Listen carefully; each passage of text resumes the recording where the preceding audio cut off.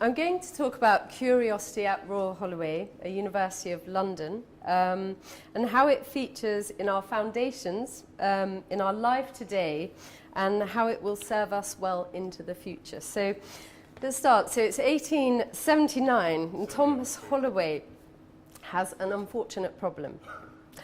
What to do with a spare £250,000 that's burning a hole in his back pocket? And what to do with that money to achieve the greatest good. So being a confident guy, he once claimed he was more famous than Napoleon, he decided to advertise this dilemma and attracted the great and the good to a great meeting. And they sat around and a university, they decided. Fantastic idea. As his wife appeared to hand out the biscuits at the end of the meeting, she said, "For women?" And the rest, they say, is history.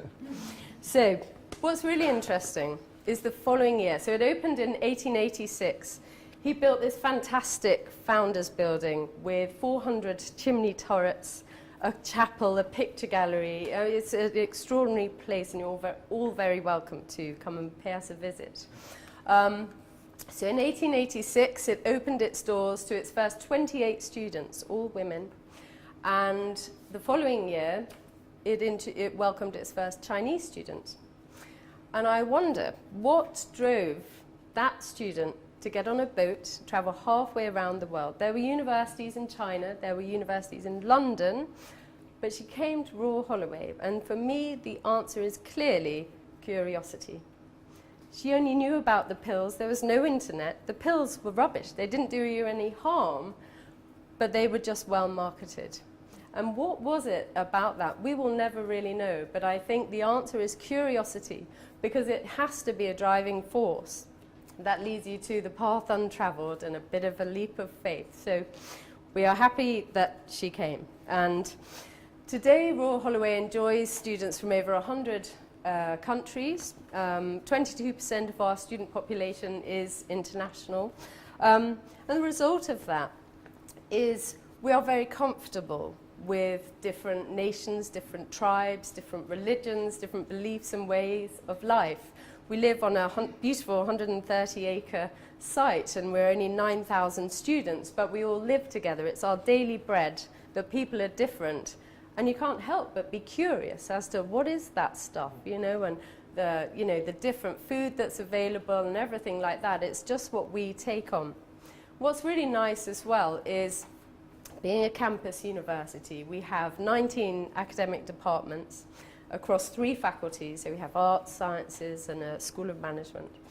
And you will be in your halls of residence, and you cannot get away from meeting people of different faculties, studying different things at different paces, whether they're undergraduates doing a 3-year course or whether they're doing a master's or a postgraduate study. So what you get is this curiosity again into, well, this is my subject, I'm learning this, but I know what it takes to read history here, and actually aren't drama students doing something really interesting? And the result is we produce students with a sort of cultural curiosity. So they're comfortable knowing that there are lots of different things going on, and that's okay, and you can thrive on it. So one of the things I think captures this phenomenon particularly well is we have a department, and it sits within geography, and it's the Information Communication Technology for Development, ICT for D. It's only a master's course, which is a 1-year course, and it enjoys students from 4 different continents. There are only 20 places on it. It's always oversubscribed, and within a year these guys do a trip to Malawi, where they investigate communication systems to mass educate sexual health information, and they also go to Uganda, where they explore mobile phone technology to work as currency over there. And as a result, these guys get curious, they bring this stuff back into the world and back to Royal Holloway, and the result is we always come up top in terms of the university rankings for our international outlook, our geographers do the happiest geography department in the country, if such a ranking exists. We're sort of up there. But we produce really interesting people. And actually, I think the other thing is we have a global outlook. So when you, in our management school, if you study accounting, you won't just learn European accounting principles, you will also learn, Asian accounting principles. So we make sure people are always curious. And as again, we come top in our sort of global outlook, which is a big deal to us. So why is this important? Well, so at Royal Holloway, the funding for universities is changing. Students are paying high fees now, and governments are getting less money to universities, and we need to partner organisations and philanthropists to really achieve our recruitment ambition, to keep recruiting the best students, produce the best research, keep it relevant and interesting. So as a development director, which is my role there, I need to raise these funds from a broad range of sources. And I brought in some friends of mine to say, what to do with this place. There isn't one thing that needs funding. We could all scratch our heads and sort of wonder what's the one sort of widget that's going to get people through the door, and we just couldn't put our finger on something. And in the end, someone said, this place is really curious and it's quirky, and that's what works for it. And what we need to capture is all of that. So that was how the Curiosity Project was born, and it's a £25 million project that we envisaged raising over 5 years. I hope we'll do it rather more quickly. And it really has its roots in, Steve talked about our founders building. If you come along, you don't know what you're going to find. But, we are founded on fearless philanthropy, where, Victorian pioneers sort of went out and brought objects of the curios back from the frontiers of different worlds, and they brought them back and people weren't quite sure of them, and they picked them up and had a look. And that's a little bit like Royal Holloway is today.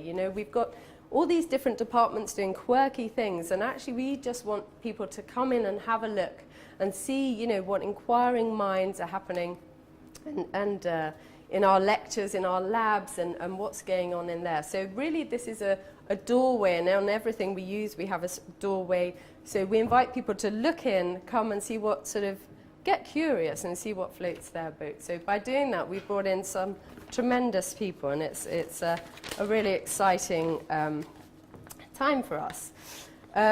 Okay, one of the big projects is our a learning centre, and this is important because the learning centre, it houses a library, it houses our careers department, it houses group study spaces.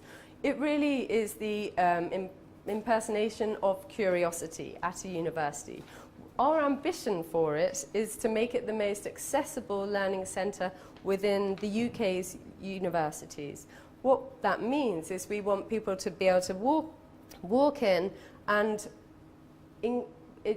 feel comfortable about what's happening where, how they can sort of circumnavigate their round to, whether it's the PhD common room, where it doesn't matter what discipline you're following, you need to be in this common room and you will meet other PhD students, and you never know how that's going to sort of cross-pollinate and what sort of other stuff's going to happen.